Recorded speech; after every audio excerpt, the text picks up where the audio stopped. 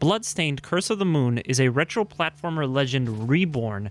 It was produced by Koji Igarashi, who is best known for his work on the Castlevania franchise. Curse of the Moon marks the first time he had returned to create a game in this style since his departure from Konami in 2014. The game came out May 2018, was produced by Koji Igarashi, and was developed and published by Inti Creates. Now, I was interested in this game because I have a friend who speedruns it, and he was telling me that the game was very good, and I have also been getting into Castlevania pretty heavily over the last couple of years, so it was definitely a game that was up my alley. When I saw the limited run version being sold at MagFest, I couldn't pass up.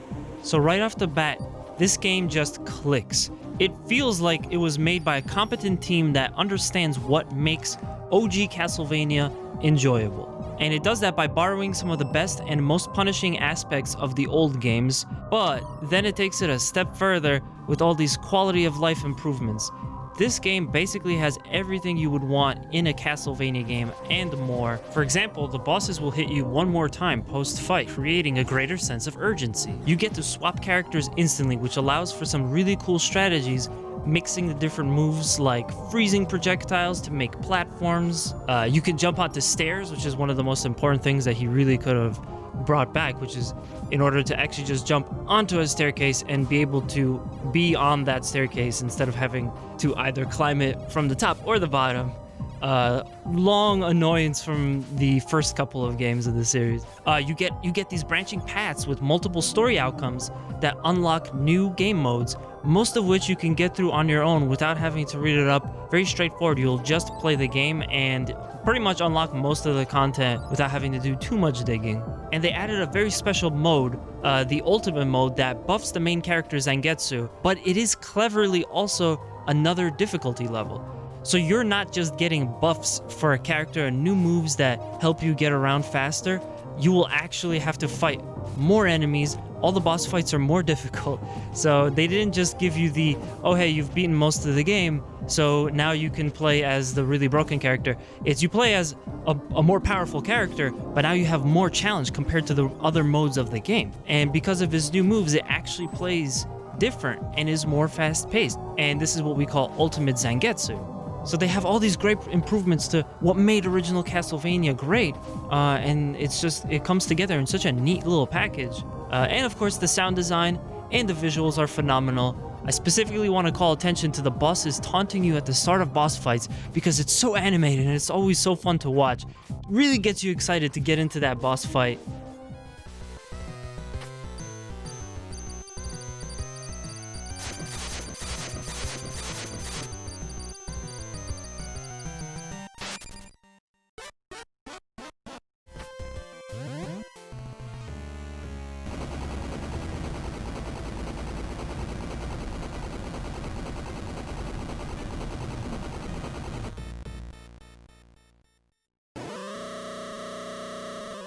The design in this game, visually and the sound, is exactly what it needs to be. Now, the only con that I could really think about for this game, and believe me, I tried, is the fact that when you pick it up, if you're not familiar with playing OG Castlevania, it might be a little bit tough for you. I mean, there's gonna be definitely a learning curve, or if you want to call it a difficulty curve. Even for me, the character movement felt stiff at first, until I really sank my teeth into this game and just played the ever-loving crap out of it. But even then, I can't even call that a con. That really just shows you how faithful and authentic the experience is here, because this is exactly how you feel the first time you've picked up an old-school Castlevania game.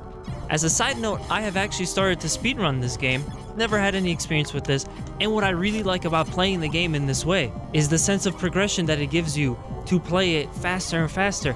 When I first picked up Curse of the Moon, I could barely get through the first 3-4 levels, but then as I started to play it more and more, and muscle memory and memorization really started to kick in, we went from playing this game in about 3, 4, 5 hours to being able to beat it on the hardest difficulty in under an hour. So I would definitely say that this game has been an amazing experience to learn a brand new hobby and to kind of see what the difference is between playing the game casually versus playing the games as a speedrunner. I would 100% encourage, if anyone has the time, they would want to get into speedrunning, this is a great game to start. So there are not enough good things that I could say about this game. If you want to see what it's like when a game developer starts a new project as a spiritual successor to an adored series, series they worked on, and the result is a lovingly crafted new IP that not only lets us bask in nostalgia, but it surpasses the source material, then look no further than Bloodstained.